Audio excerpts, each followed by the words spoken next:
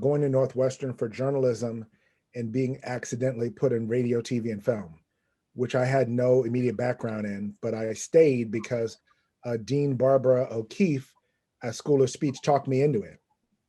I had had a meeting to file a petition to switch, and you have to meet with the dean before you switch. So she talked me out of that. I'm grateful for that. When I was in high school and I was interning at the newspaper, I went away to Washington and Lee for a presidential scholarship for interviews that week. And sitting in on a journalism class, the professor said, if we get you an internship and you're not writing, you are wasting that internship. And I thought about my internship back home, like, okay. And I got the presidential scholarship and I ended up not going to Washington and Lee at all. But when I got back to Miami, I told the editor, let me write an article. And he was like, oh, come on. I was like, just let me write something and I won't bother you anymore. And so I wrote something thinking it was going to be a one-off, and it got letters to the editor, and other people were responding that they wanted to read more things like that. So then the editor let me write a little bit more. Then I parlayed that into a writing job, then 2 or 3 writing jobs at 3 different local newspapers, and then 2 online magazines. So I was writing for five publications by the time I graduated. Partially triggered by sitting in a Washington and Lee journalism class and a professor talking to his students and me taking that in. Also at Washington and Lee, going with the guy who was hosting me, I just went along with him, and his girlfriend was using the computer lab. And so I just sat there waiting for people to get back. And her girlfriend was talking to someone, a friend who was a student at Northwestern. And I asked her, what do you think of Northwestern? And she said, well, I mean, it's Northwestern. And yeah, and I just remembered that. I was like, interesting. And she didn't know that I had applied to Northwestern and Washington and Lee. So once again, that's another breadcrumb where the universe goes, oh, this is an opportunity to listen. And I could have been on my phone. Of course, we didn't have cell phones back then, but I could have been doing a crossword puzzle and just ignoring her.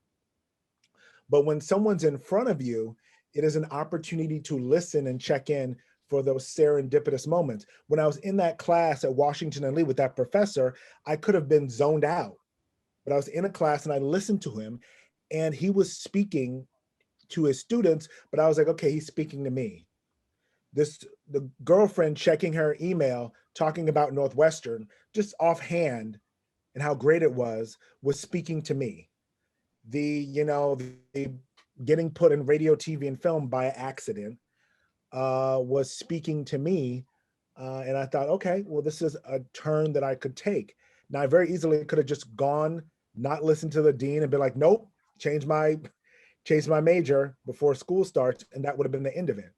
But if you listen to people, and that's the beauty of jazz music, that's the beauty of acting, 50 to 60% of it is listening.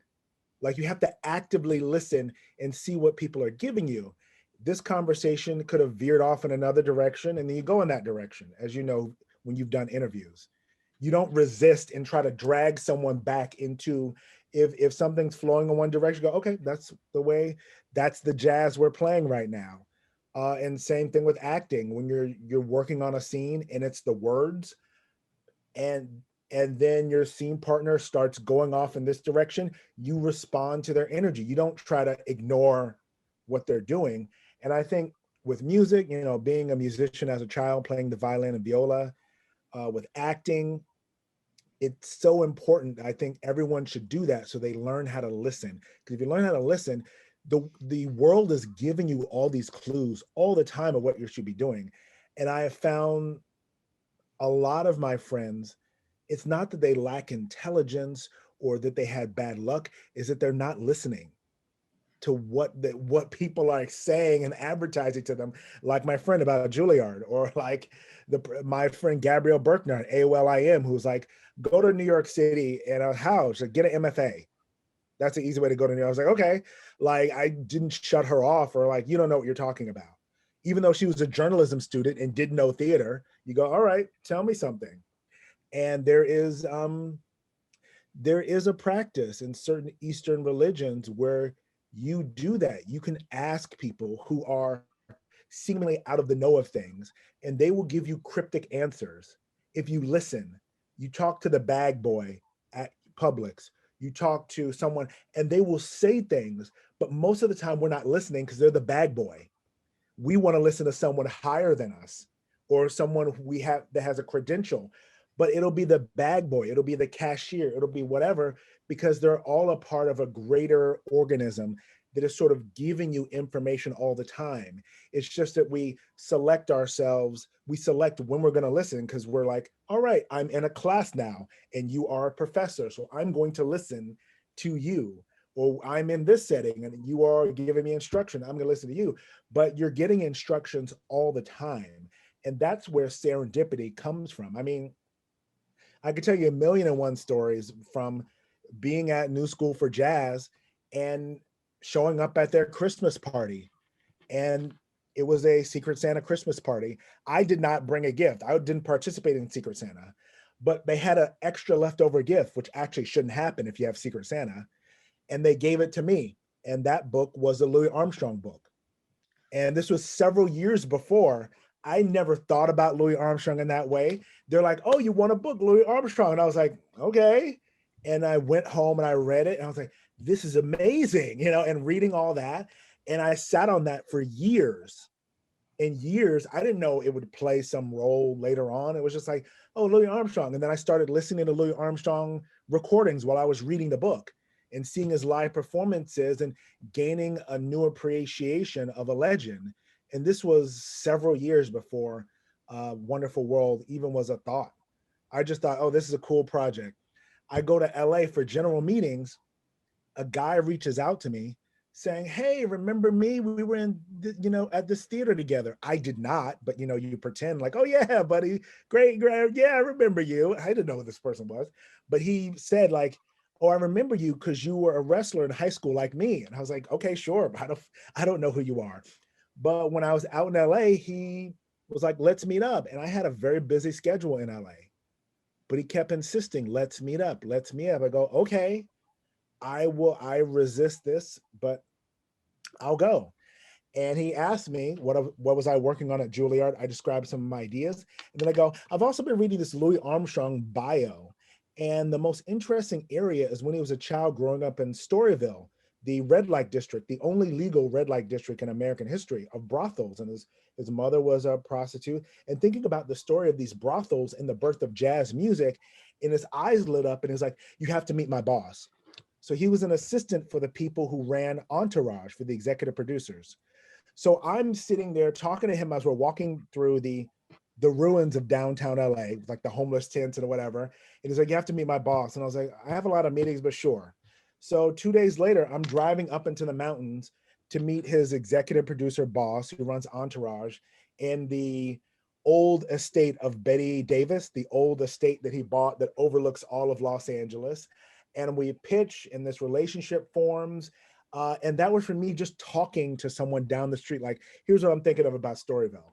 And I came up with a basic pitch about the brothel system, and that connection may lead to fruit later on. It may not, but like you plant these seeds along the way and you go, and that led to actually a few other things. But that was from a Secret Santa book that was extra, that led to me going to LA, that led to talking to someone I didn't even know, who were like, we know each other. And I was like, okay. And you look at all these steps that happen, how many of those were planned? Almost none of those were planned. I was just a willing player. And as artists and as students or philosophers or whatever you want to call yourself, activists, being a willing player is so important to serendipity and actively listening. And that is really difficult because in this day and age with social media and our cell phones, a lot of things are vying for our attention. But they're vying for our attention because our attention is monetized according to them. Our attention, our clicks, our face, like looking at this, earns them money. But it's not only listening to those things, which are an algorithm built to get you to suck it in, but listening to your grandparents, listening to the things that aren't necessarily monetized based upon your getting your clicks or your likes, but are your friends, your family, the bag boy, the clerk at Publix, like all those things are listenable moments to be active in the world. And that's how serendipity happens. I give you tons of other examples of like serendipity with my job. Like I said, Black Mirror just come out. My friend said, you should watch Black Mirror. We went to Royal Court in London. I come back, the executive I was talking to stops responding. And there's a reason. Now, I could have gotten angry or upset. I go, there's a reason why they stopped responding. I go on the trades and I see that they just greenlit a political satire for CBS. I go to my agent, like, can you set up a meeting? And he's like, who cares about this show? Whatever. So he sets up this meeting, and it lines with me writing Obama-ology my first year at Juilliard, because I was walking down the street with Andre Lancaster, rest in peace. He invited me to a brunch. We went into an arts gallery where they had art that was Occupy Wall Street art. They had the speeches of Martin Luther King and the speeches of Malcolm X. And I was talking to the art gallery person, which I kind of didn't want to, but Andre insisted, so we talked, and he goes, there's a festival that's looking for new plays about Occupy or Obama. And I go, well, I was on the Obama campaign as a staffer in 2008. So like, could you write a 10-minute play for this festival? So all this happened through walking in a gallery. So I wrote the 10-minute play that became African Americana. It went up, it got a very positive response, and people said, you should expand this. You should expand this. And I was like, okay, you should. And they kept saying that. I got into Juilliard, and they're like, you have to bring in a new play. And I had 1 week precisely. And I was like, I could write a new play in 1 week. I'm willing if the muses will let me. And I remember I was in the shower thinking like, can I write this play in 1 week? And I was like, look, I don't know, but if the muses are speaking, I will listen. And I wrote the play in 1 week, brought it into Juilliard, Obama-ology, got feedback, went up in the session at the summer session at Juilliard, got picked up by Finborough Theater while it was still being rehearsed because I met someone at a party who knew someone at Finborough, got picked up by RADA because then my friend who went to RADA told the literary manager of RADA to go see this play at Finborough in the West End on the last day. That leads to me going to Royal Court, meeting up with RADA and that lit manager, talking about political satire, Black Mirror, Brain Dead of political satire, coming back to New York City. All these points are highly fluid, malleable, and based on serendipity. And like all those steps just means being willing. And I mentor and help out with students. And the writers who just click, they have that ability. And there are a lot of writers who aren't able to listen and don't have that ability. And some of them are really, really smart, but they struggle. They struggle because the universe is throwing them breadcrumbs and they're slapping them away. And they're like, why isn't anyone helping me? Like, God, why won't people? And like the universe is like hurling, the busboy is hurling like breadcrumbs at them. People are hurling, and they're waiting for Steven Spielberg to call them on the phone as a clue. Meanwhile, people are like, hey, why don't you write this play that's going to become your big hit? And they're like, no, I'm waiting to get a job. And someone goes, hey, why don't you go over here to this art gallery? I don't have time to go to art gallery. I'm a writer, blah, blah, blah. Like all the time, the universe is like hurling these things, and their career suffers. And one day they wake up and they're angry and they're bitter because they're smart and they know they deserve it. And they know they deserve a career, and they do. And they're wondering what happened. And it's like, the universe is still like hitting them in the back of the head with breadcrumbs, but they're looking for the validation in one person. And I find if you could give a kid any gift, it is that, to look like this.